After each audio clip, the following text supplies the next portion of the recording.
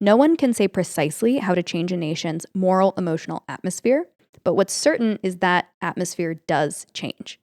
Our smallest actions create norms, our norms create values, our values drive behavior, and our behaviors cascade. For you and I to say we want something more human to be a movement and a revolution toward becoming the social century, that sounds huge, and maybe to some people that sounds crazy, but I don't think it's crazy at all. Like, if you and I just start regularly reminding people that it does actually feel good to get out of your house and hang out, to chat up the barista when you get a coffee, if we do that on a regular basis, we can actually enact change amongst our friends, amongst our community, amongst our city, amongst our state, and it just snowballs.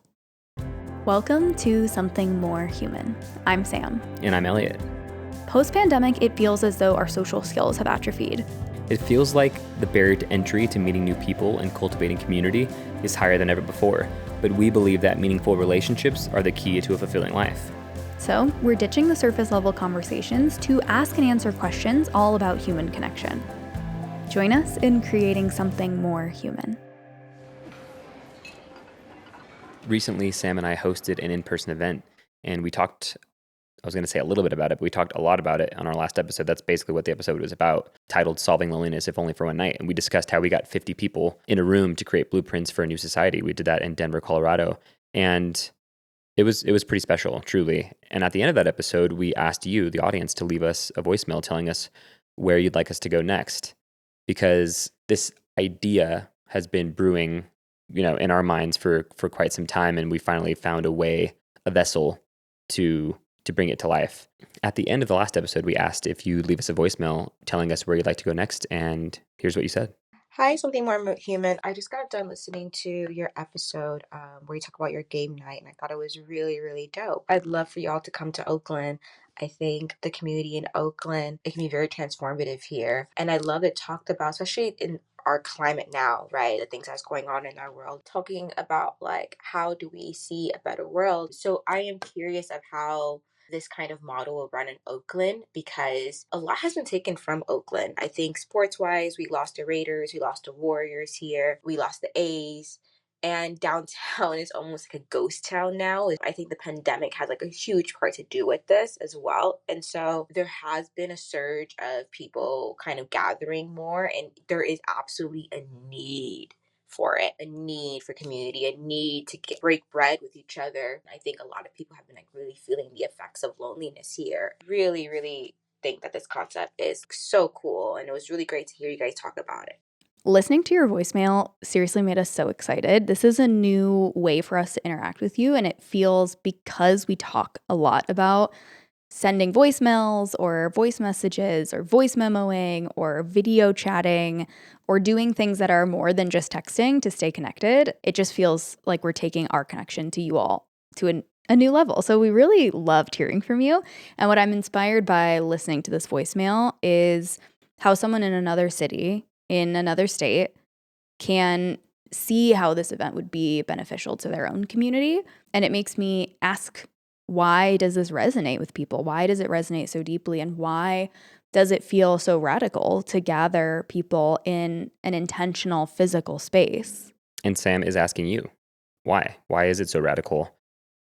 I'm definitely noticing it more in our community in Denver, where it feels like there's this very conscious, concerted effort to meet in person and to even talk about like the ways that it makes us feel uncomfortable, how many of us default to being excited about like staying at home, or like when plans fall through, and how we're excited to be by ourselves. And I was thinking that instead of projecting, I was thinking, okay, what happens when that happens to me? Like, what happens when my plans are folded, or what happens when I have a night to myself, or how do I feel about this particular thing? And it's true, like I do actually get excited sometimes. And then I was thinking, okay, but like, what am I excited about?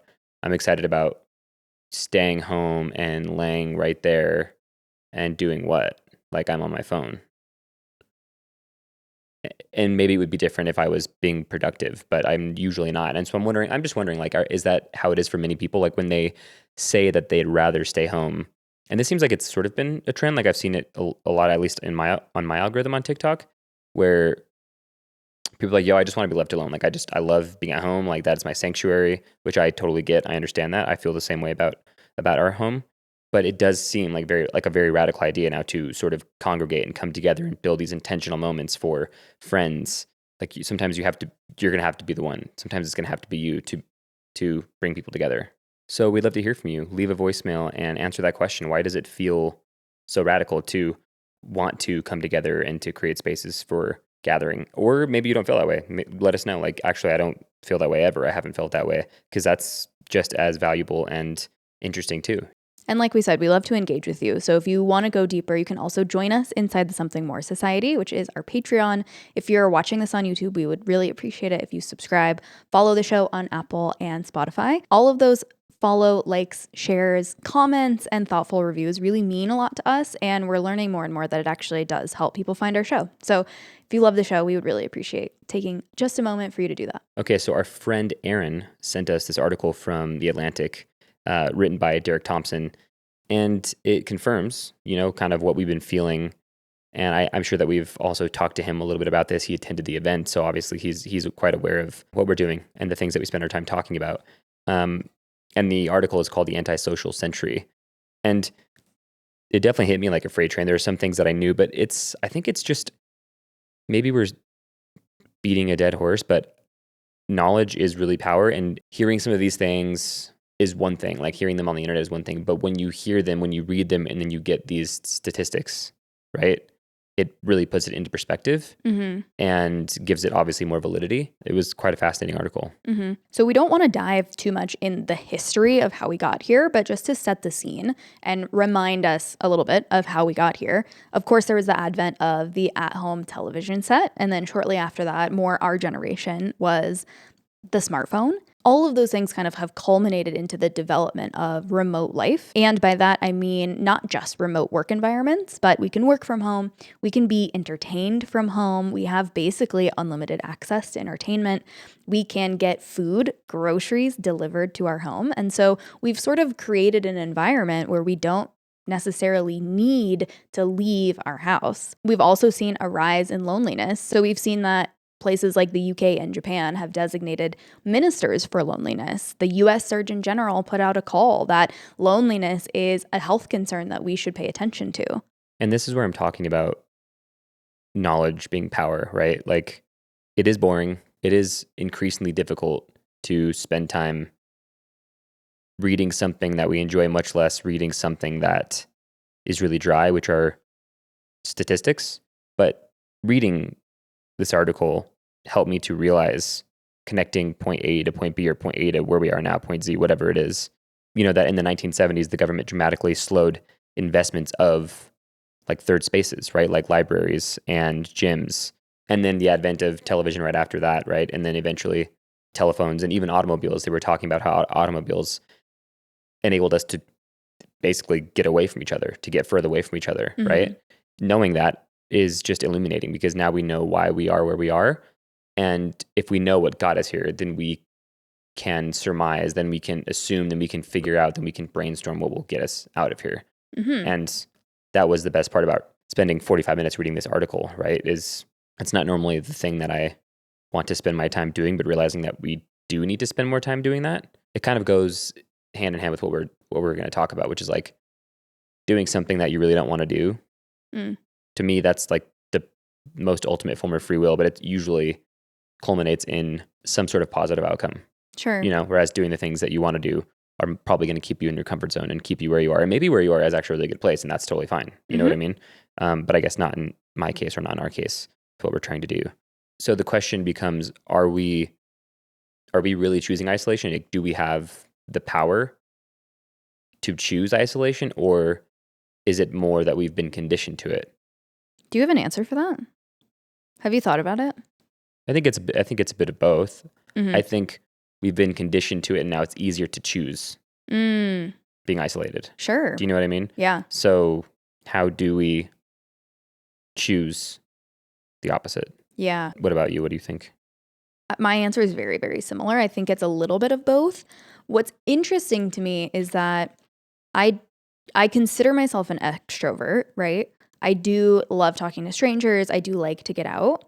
as I've gotten older, and that has also happened in the last 5 years, like my Mhm. frontal lobe has developed, thank you, brain, at the same time that we're like coming post-pandemic, re-emerging into the world. So these things are happening in tandem, and I recognize that as a fact of my current position. I enjoy being alone at home way, way, way, way, way, way more than I Mhm. did as a kid or as a teenager or even in college. Is that a result of becoming a little bit more mature and enjoying my physical space more? Mhm. Is that a result of choosing to be more physically alone? I've actually never thought about it that deeply, but what's interesting is in this article, he basically talks about the feeling of loneliness can be good because it's an impetus for us to get out into the world and resolve that feeling. But over time, the feeling of loneliness and being physically isolated have diverged in terms of correlation. So we are choosing to be alone more often. What's interesting about that is we can sometimes default that the way that we feel is wholly the truth, but we oftentimes misinterpret or overestimate other people's perception of us. So this article also talked about a train experiment in Chicago. TLDR, they basically asked people on a train if they thought they would have a better experience on the train ride chatting with other people. Mhm. Most people said no. They would prefer and choose to just be quiet amongst everyone. I think that we would also choose the same thing. Maybe I won't speak for you, but is that your answer, that you would choose to stay quiet, keep to yourself, stay on your phone, listen to music with your headphones on, right? No, I mean, not necessarily. Okay. Fair I enough. I would I choose that. I am also perhaps to an obnoxious extent, like chatting up strangers or like making comments to people. Mm. But essentially, this is the solitude myth that we are often wrong about socializing and the way that we feel after socializing. So Nick Epley is a psychologist at the University of Chicago and made a prediction about people on a commuter train in Chicago, asked them to then participate in this study where some people were asked to remain quiet and some people were asked to engage in a conversation, despite the assumption that the best commute is a silent one, which is often what we would choose, right? If just Mhm. given the option. Mhm. The people who were instructed to talk with strangers actually reported feeling significantly more positive than those who kept to themselves. Basically, he writes, a fundamental paradox at the core of human life is that we're highly social, made better in every way by being around people, and yet over and over we have opportunities to connect that we don't take and even actively reject. Luckily, back to this theme that you're pulling on, Elliot, that knowledge is power. Okay, we know that to be true cognitively. Maybe we don't experientially understand that to be true.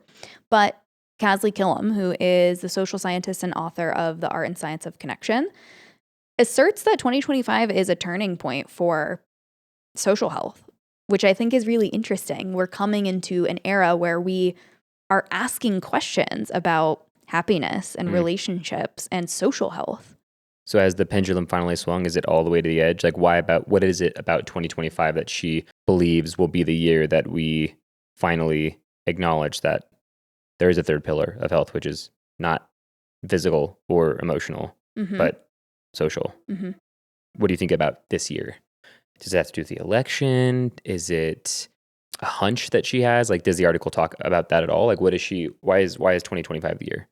My understanding is that she does sort of like tracking. I consider her a pioneer at the forefront of this idea. So I think that she's regularly keeping a pulse on the frequency that people are talking about social health and has seen it steadily rise. In the article, she says, I believe that 2025 will mark a turning point where people worldwide finally recognize that their health is not only physical and mental, but also social. She said, I believe 2025 will mark a turning point because there is so much momentum in this space and so much need in our society. So I think that she's essentially talking about once momentum reaches a certain speed or acceleration, that it'll take off, and is comparing it to the same way mental health took off. And she basically poses the question, what can we learn from the rise of mental health in the past, and how can we apply the rise of social health to the present and the future? I appreciate her posing this question because I think sometimes this topic can feel like so doom and gloom, like, oh, here are all the mistakes that we've made in the past to get here, and technology is so bad. And like, fine, we can talk about those things. But also, how do we get excited and inspired about ways to be in the driver's seat of our own experience, our own happiness, and our own social health? 2 years after moving to Denver, I think Sam and I are both happy now, and that's because we've committed to engaging in these different communities and finding a third space, finding a coffee shop and going to that coffee shop as often as possible to befriend the baristas. And then going to the company, discovering the company, and Ivan and Livy and Norton and everybody there. I think what's special about them is that they're curating a space for people to come to work and co-work, but they're doing things that most co-working places I've never seen do, which is like they always take a break for lunch. Together. Right? They highly encourage you to go together. Mm-hmm. And sometimes they'll give you a hard time if you don't go. You don't have to buy anything. They don't force you to buy anything, but they want you to go on a walk, clock out, check out, hang out with your friends. And then after the day, they have recurring events, right? Mm-hmm. So that's a really great way to build community. And I want to say it's an easy thing to do, but it's not, because if it was, more people would do it. But I think it does take that, if not me, then who, Yeah. right?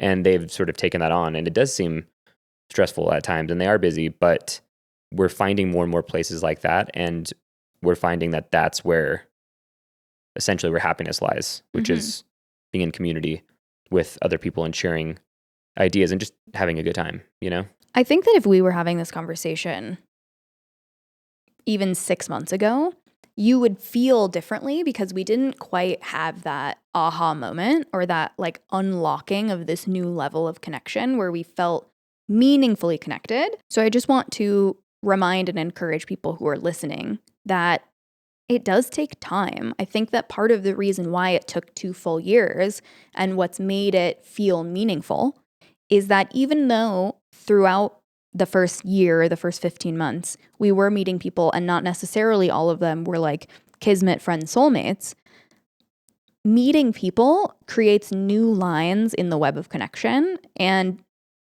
we experience so much serendipity as a result of that sometimes I'm like, okay, are we living in a simulation? Because how is this possible with the frequency that it happens to us?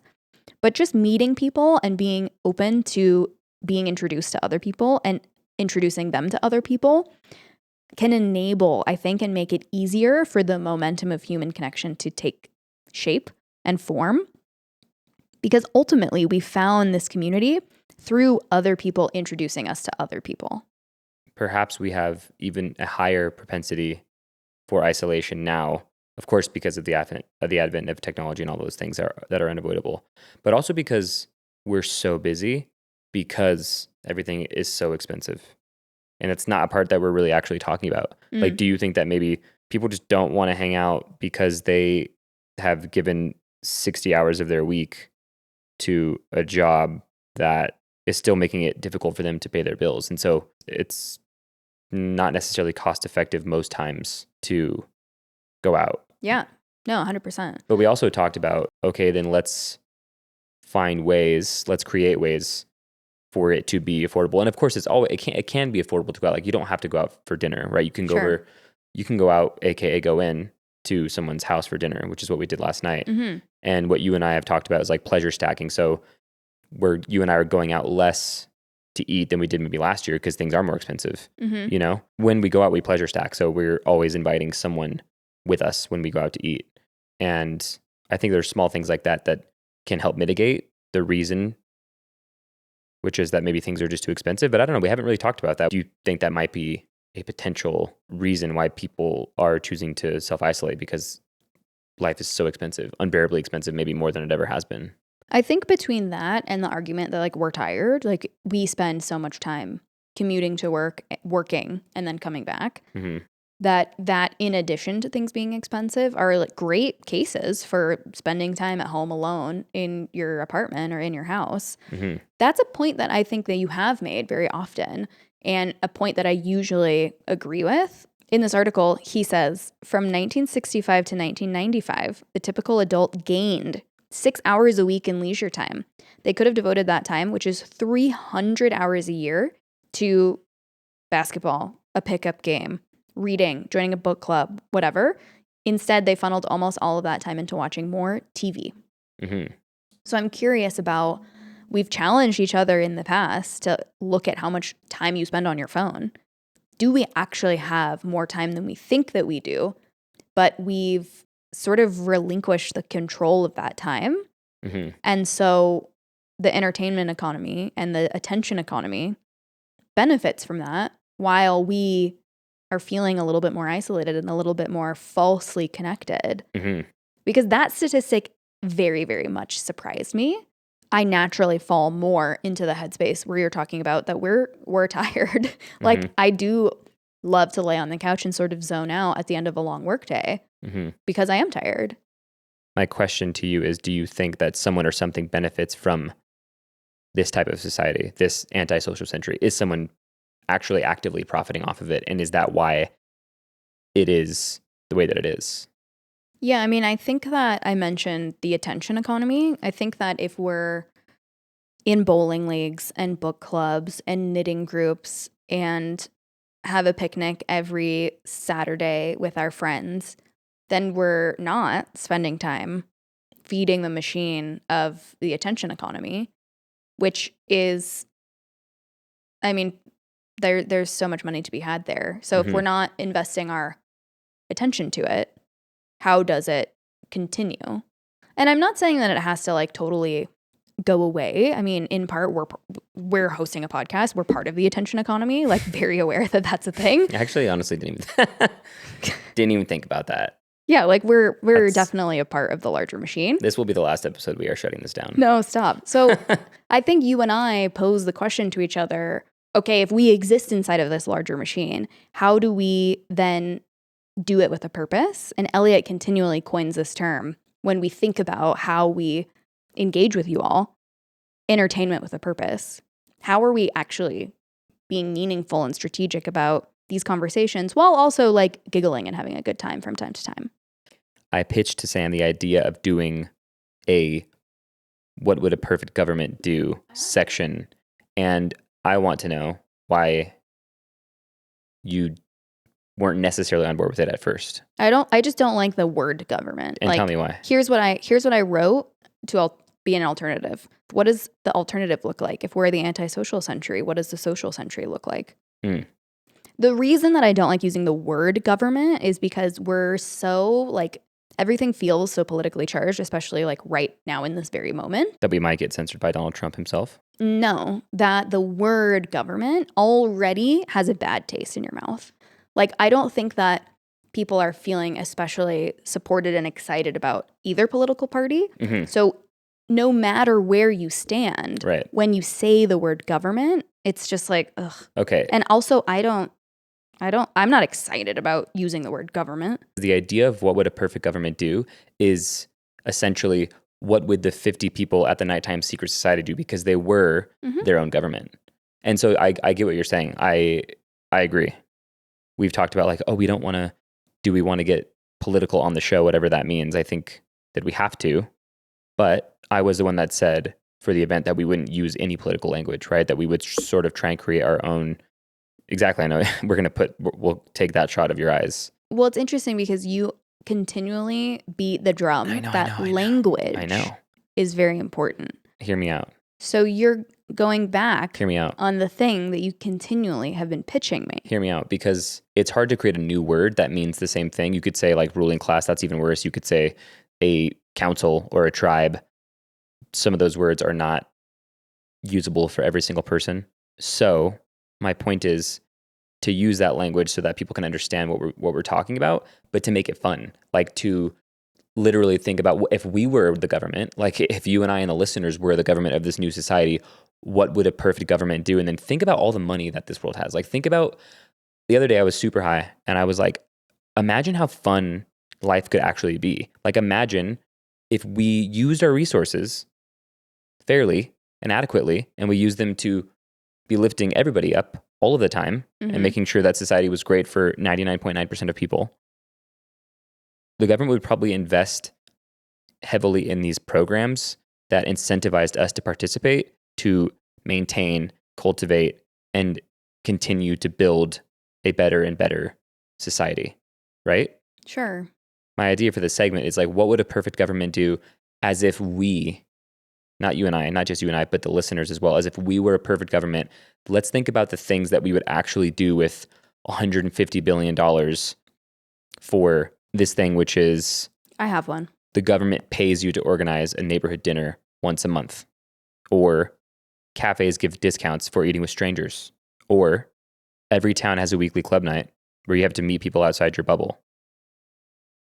Like, our government could do that right now. We could actually do those things right now. How fucking cool would that be in this perfect world where like the government had its own Instagram and TikTok page and everyone was flocking to it because what they were doing was special for everyone and they were using our tax dollars correctly, and we were all benefiting off of it and having fun at the same time. Like, we were pleasure stacking to the nth degree. Like, imagine how cool life could really be, and it actually is possible. And it's like, okay, how? I'm not exactly sure. The right people have to be in government. How do we get them there? I have no idea.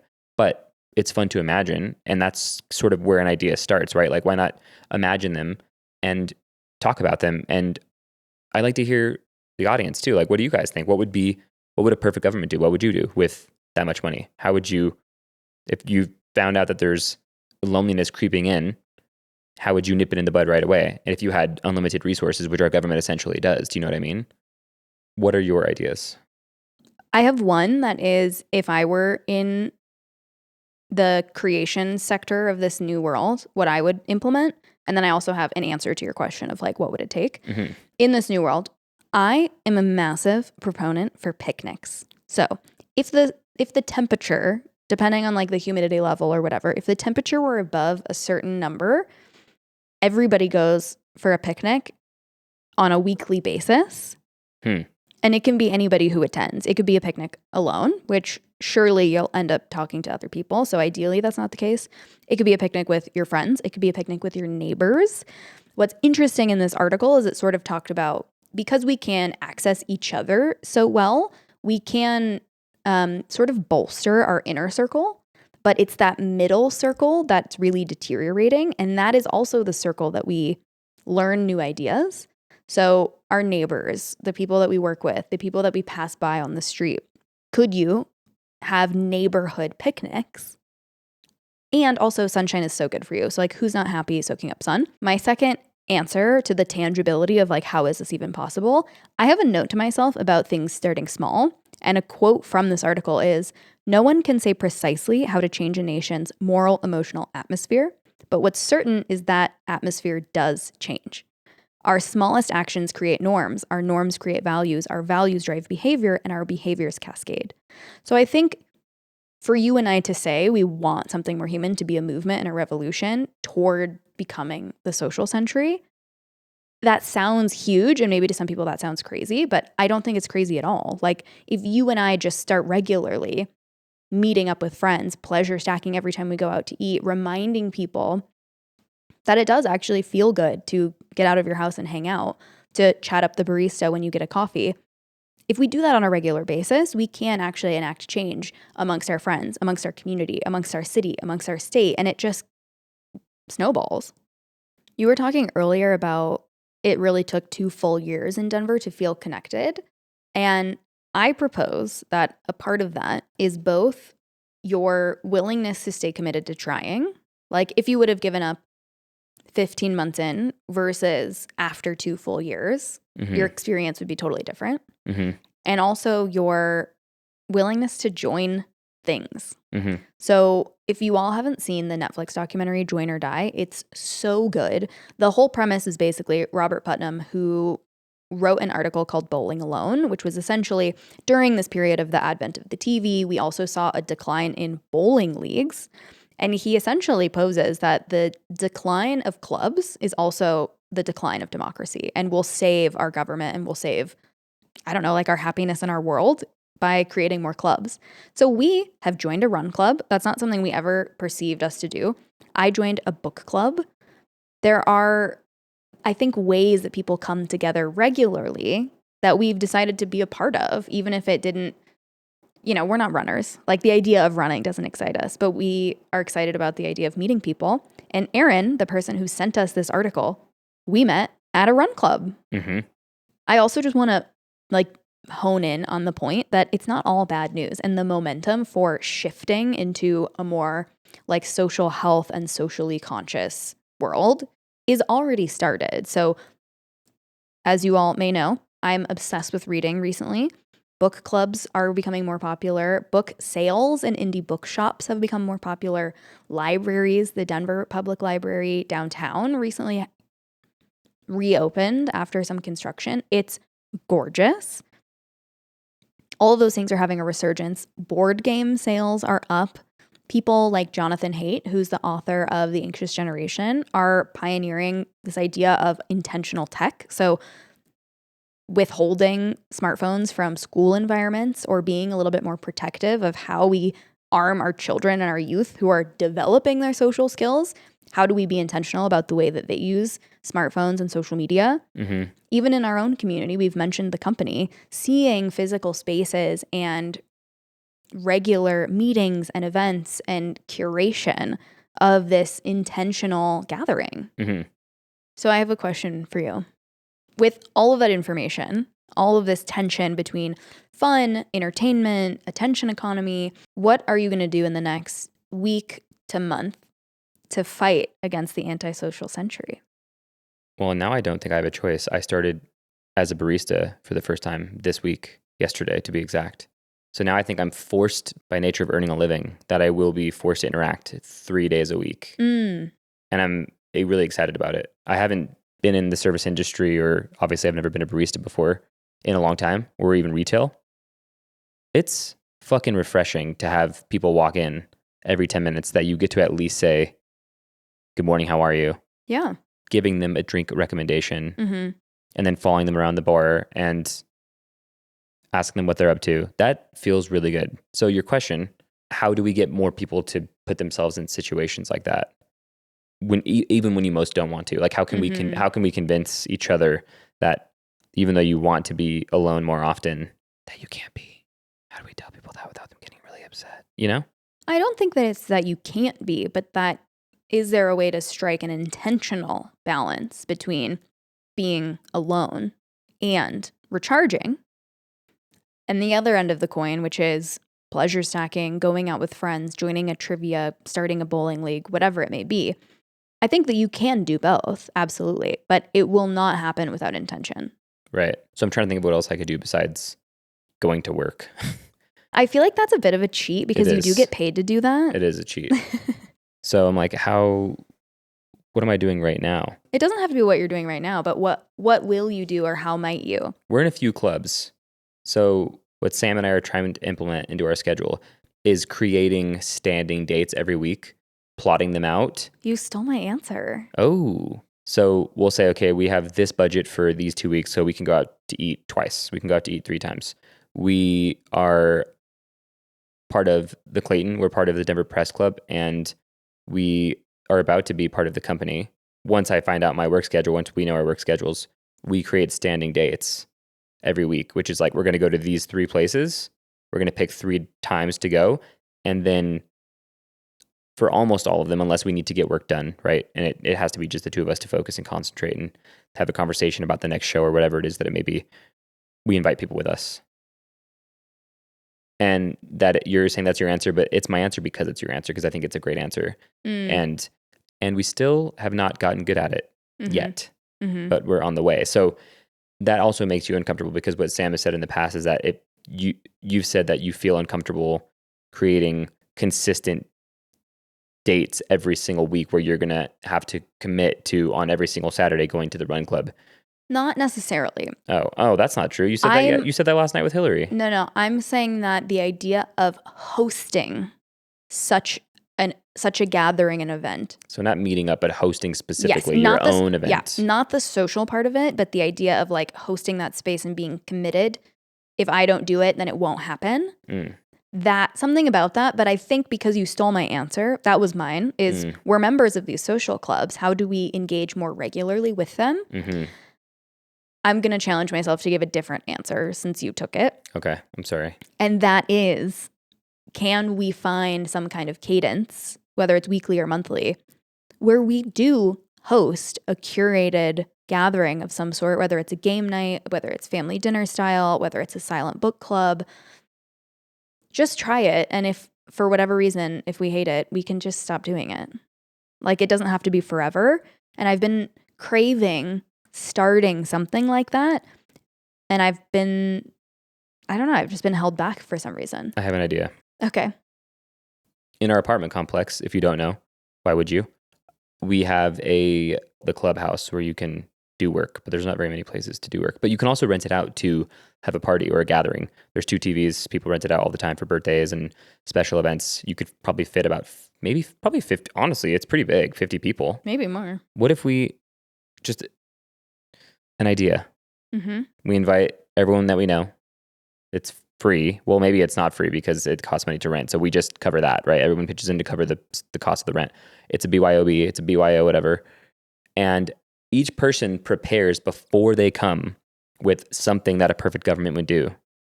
Every single person. And we just present each other's ideas and talk about it over dinner. Wouldn't that be such a cool idea? You're just recreating a different version of the event that we already hosted. but that's it though. It's just like very low key. It's like 50 people. We eat, and then everyone sits down, and everyone. That's too many. That's so many to present. So I don't know how you do that, but essentially everyone just gives their idea, and people talk about it, and that's it.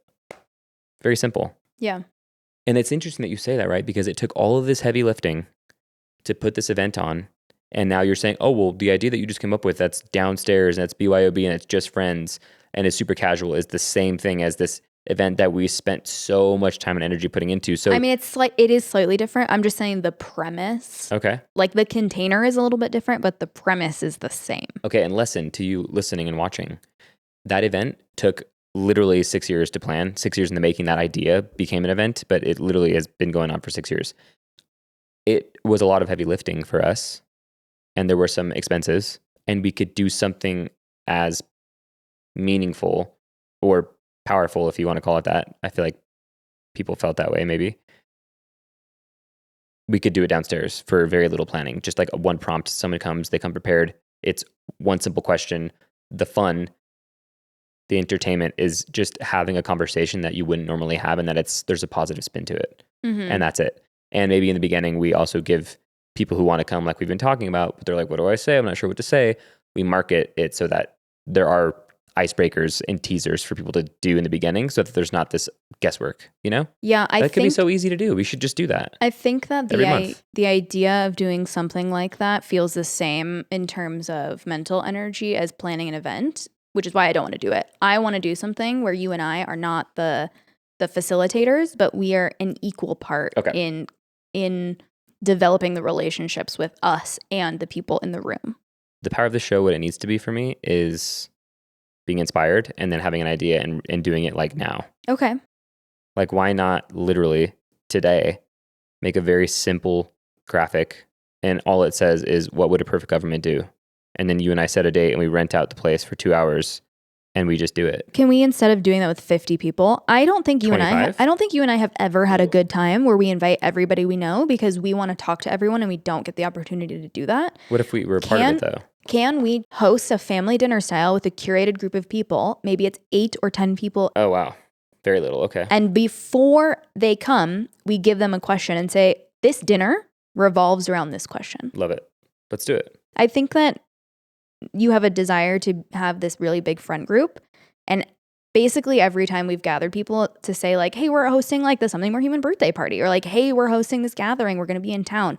When we have a bunch of people that we're trying to interact with and build that deeper connection with, we ultimately don't have a super great time because we feel the pressure to have a meaningful conversation with every person. Can you hear me out? Those events that we have done, they have not had rules of engagement. They haven't had codes of conduct. They haven't had directed methods of communication. So if the entire event, everyone is talking to everyone, I'm not like, oh, I'm missing out. Like, these two are talking. I haven't caught up with them in a long time.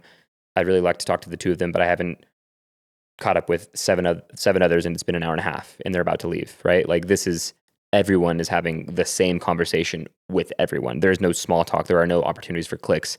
Everyone comes right away, sits down, and we talk about the same thing in a group. You know what I mean? Like, I see what you're saying. I agree. I see what you're saying. I think the big friend group, I was imagining they would be people also that we don't know. But what if the way to compromise in our relationship and on the show is you have an idea that's smaller, that's for smaller gatherings, and then I have an idea that's for larger gatherings, and we do both? Yeah. If the cascade that was the digital world progressing and the physical world regressing And that has brought us into the antisocial century. Another cascade can bring us out. What is that cascade? I think it's everything that we've been talking about. Small and intentional gatherings on any scale. Birthday parties, book clubs, family dinners, picnics. How do we do that in an intentional and regular way? And I think, for me at least, that's the answer. So you're saying that just changing the way you view these gatherings can create some momentum. Like, explain that to me about the birthday. You're saying if we intentionally gather for birthdays, aren't they already intentional gatherings? Or you think they're just like routines from millennia of tradition or culture or whatever? Yeah, that's exactly what I'm saying. I think that it's not the reverse of what got us here, which was like rise in digital, decline in person. I don't think that the solution is rise in person, decline in digital. I think that we're just out of balance. And the only way to become balanced again is with intention. So if I'm throwing a birthday party just for the sake of doing the routine, going through the motions of what we've always done, that's not making me more connected or any more fulfilled. But if I approach it with intention, maybe that's the guest list. Maybe that's giving them instructions on this is going to be a phone-free evening. Maybe that's giving them a question to come to the table with, like we're discussing. The way that we are intentional about who and how we come together is the solution to me, which sounds easy, but I think grounding in purpose and being clear about that purpose can kind of be like a mindfuck. And we want to know, how would you fight back against the anti-social century, or do you welcome it with open arms? Please leave us a voicemail. Let us know. Love you guys. Love you. See you later.